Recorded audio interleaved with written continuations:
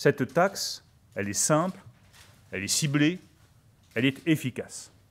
Elle est simple puisqu'elle aura un taux unique, 3% sur le chiffre d'affaires numérique réalisé en France. C'est exactement la même base que le projet que nous portons à l'échelle de l'Union européenne.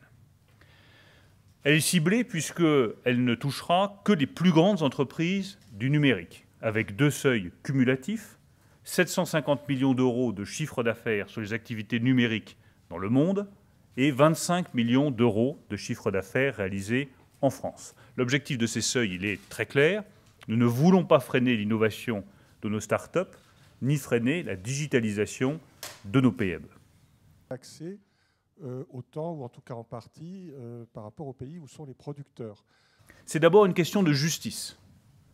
Personne ne peut accepter que les plus grandes entreprises du numérique au monde payent 14 points d'impôts de moins que les autres entreprises en Europe et ailleurs.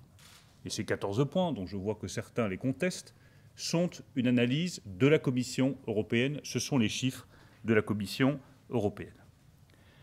Sur le calendrier sur lequel on peut attendre vraiment...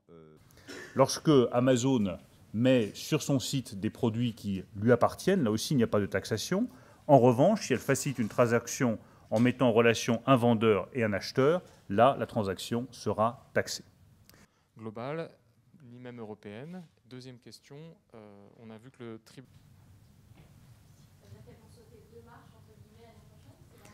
Chiffre d'affaires des géants du numérique, nous le connaissons, il sera déclaré. Les entreprises elles-mêmes, vous avez cité Google, a annoncé elle-même qu'elle était prête à payer cet impôt, que ça ne lui posait pas de difficulté, ne conteste pas le principe, et ça va de soi que ces entreprises paieront, que c'est légal du point de vue national, même si, je le reconnais bien volontiers, du point de vue de l'efficacité fiscale et économique, il faudra trouver une solution internationale. Mais juridiquement, il n'y a aucune difficulté à avoir une taxe sur un chiffre d'affaires défini par le législateur français, appliqué sur le territoire national, sur la base d'un chiffre d'affaires déclaré par les entreprises du numérique, tel qu'elles le réalisent sur notre territoire. Bonjour Jean-Christophe.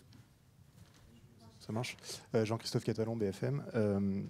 Quant à ceux qui disent ça va ostraciser la France par rapport au reste du monde, je rappelle que 23 États sur 27 y sont favorables, que 6 États européens vont le mettre en place et que l'Australie et l'Inde, qui représentent tout de même un certain nombre de consommateurs, ont mis aussi en place une taxation du numérique. Personne n'arrêtera la mise en place d'une fiscalité juste et efficace pour le XXIe siècle.